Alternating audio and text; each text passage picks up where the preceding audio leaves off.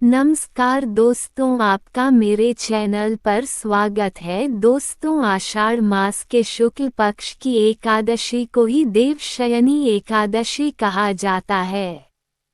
इसी एकादशी से चातुर्मास का आरंभ माना जाता है। इस अवधि में कोई भी शुभ कार्य जैसे विवाह आदि नहीं किया जाता। मान्यता है कि इस दिन से भगवान श्री हरि विष्णु क्षीरसागर में शयन करते हैं और फिर 4 माह बाद उन्हें उठाया जाता है। उस दिन को देवोत्थानी एकादशी कहा जाता है। इस बीच के अंतराल को ही चातुर्मास कहा गया है। देवशयनी एकादशी व्रत कथा। धर्मराज युधिष्ठिर ने कहा, हे केशव, आषाढ़ शुक्ल एकादशी का क्या नाम है? इस व्रत के करने की विधि क्या है और किस देवता का पूजन किया जाता है? श्री कृष्ण कहने लगे कि हे युधिष्ठिर, जिस कथा को ब्रह्मा जी ने नारद जी से कहा था वही मैं तुमसे कहता हूँ। एक समय नारद जी ने ब्रह्मा जी से यही प्रश्न किया था।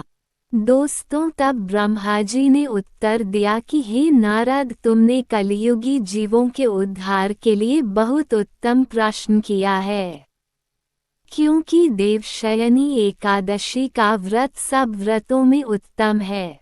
इस व्रत से समस्त पाप नष्ट हो जाते हैं और जो मनुष्य इस व्रत को नहीं करते वे नरकगामी होते हैं। दोस्तों, इस व्रत के करने से भगवान विष्णु प्रसन्न होते हैं। इस एकादशी का नाम पद्मा है। अब मैं तुमसे एक पौराणिक कथा कहता हूँ, तुम मन लगाकर सुनो। सूर्यवंश में मांधाता नाम का एक चक्रवर्ती राजा हुआ है, जो सत्यवादी और महान प्रतापी था। वह अपनी प्रजा का पुत्र की भांति पालन किया करता था। उसकी सारी प्रजा धन धान्य से भरपूर और सुखी थी। उसके राज्य में कभी अकाल नहीं पड़ता था। दोस्तों, एक समय उस राजा के राज्य में 3 वर्ष तक वर्षा नहीं हुई और अकाल पड़ गया। प्रजा अन्न की कमी के कारण अत्यंत दुखी हो गई। अन्न के न होने से राज्य में यज्ञ आदि भी बंद हो गए। एक दिन प्रजा राजा के पास जाकर कहने लगी कि हे राजा, सारी प्रजा त्राही त्राही पुकार रही है, क्योंकि समस्त विश्व की सृष्टि का कारण वर्षा है। दोस्तों, वर्षा के अभाव से अकाल पड़ गया है और अकाल से प्रजा मर रही है। इसलिए हे राजन, कोई ऐसा उपाय बताओ जिससे प्रजा का कष्ट दूर हो। राजा मांधाता कहने लगे कि आप लोग ठीक कह रहे हैं। वर्षा से ही अन्न उत्पन्न होता है और आप लोग वर्षा न होने से अत्यंत दुखी हो गए हैं। मैं आप लोगों के दुखों को समझता हूँ। ऐसा कहकर राजा कुछ सेना साथ लेकर वन की तरफ चल दिया।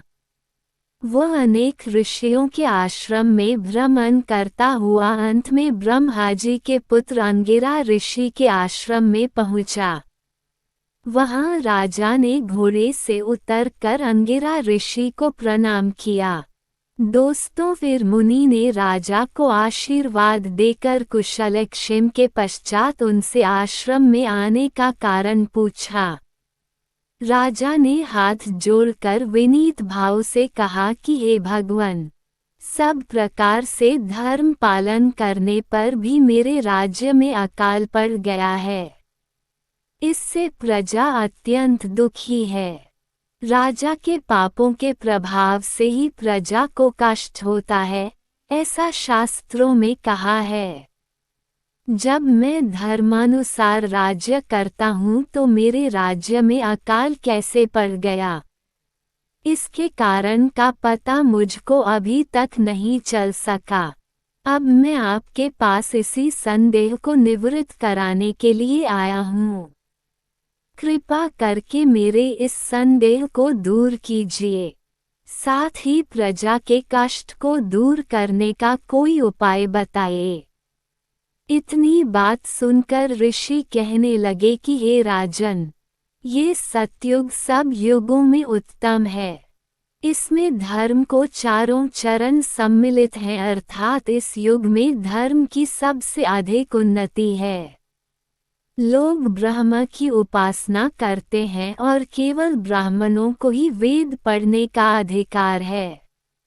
ब्राह्मण ही तपस्या करने का अधिकार रख सकते हैं, परंतु आपके राज्य में एक शूद्र तपस्या कर रहा है। इसी दोष के कारण आपके राज्य में वर्षा नहीं हो रही है। इसलिए यदि आप प्रजा का भला चाहते हो तो उस शूद्र का वध कर दो। इस पर राजा कहने लगा कि महाराज, मैं उस निरपराध तपस्या करने वाले शूद्र को किस तरह मार सकता हूँ? आप इस दोष से छूटने का कोई दूसरा उपाय बताइए।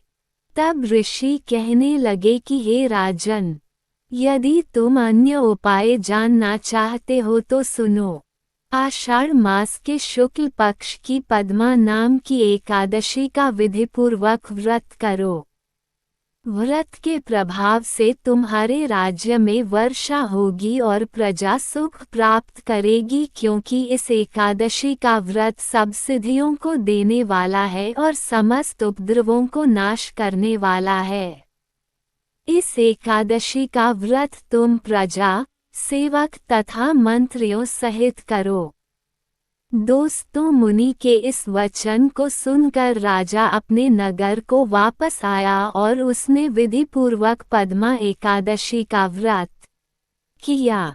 उस व्रत के प्रभाव से वर्षा हुई और प्रजा को सुख पहुंचा। ब्रह्म वैवर्त पुराण में देवशयनी एकादशी के विशेष महात्म्य का वर्णन किया गया है। इस व्रत से प्राणी की समस्त मनोकामनाएं पूर्ण होती हैं। इस मास की एकादशी का व्रत सब मनुष्यों को करना चाहिए। यह व्रत इस लोक में भोग और परलोक में मुक्ति को देने वाला है। इस कथा को पढ़ने और सुनने से मनुष्य के समस्त पाप नाश को प्राप्त हो जाते हैं। दोस्तों, वीडियो पसंद आया हो तो वीडियो को लाइक और शेयर जरूर करें और कमेंट बॉक्स में जय श्री कृष्णा लिखना ना भूलें। और अभी तक आपने हमारे चैनल को सब्सक्राइब ना किया हो तो सब्सक्राइब जरूर कर ले। आप सभी का धन्यवाद।